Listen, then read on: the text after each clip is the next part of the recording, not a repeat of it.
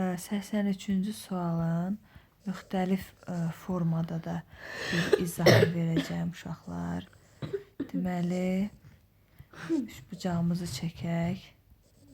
A, B, C üçbucağı. Burada deyilir ki, AD tənböləndir. AD tənbölənin çəkək.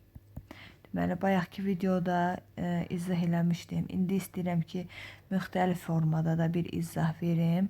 Deməli, orada deyilir ki, CD 2,4'dür. AB də 8,5'dir. Bunu da qeyd eləyək. ABD üçbucağının sahəsini tapın. Baxın, bu üçbucağın sahəsini istəyir bizdən. İndi mən nə deyəcəm sizə? Deməli, bucağın tənböləni verilib, yəni AD tənböləni verilib. Bucağın tənböləni üzərində götürülmüş nöqtədən bucağın tərəflərinə qədər olan məsafələr bərabərdir. Baxın, bura 2,4'dürsə, onda bu məsafədə bərabərdir. Baxın, burada 2,4'dür. Belə bir xassəsi var. Deyir ki, bucağın tənböləni üzərində götürülmüş nöqtədən bucağın tərəflərinə qədər olan məsafələr bərabərdir. Mən də həmin məsafələri çəkdim. Artıq buradan ADB üçbucağının sahəsini tapmaq sadələşdi.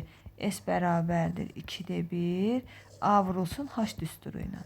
S də bərabərdir 2'də 1 vur 2,4 vur 8,5. S də bərabər eləyir 10,2. Yəni bu üsul daha sadə və daha rahat oldu.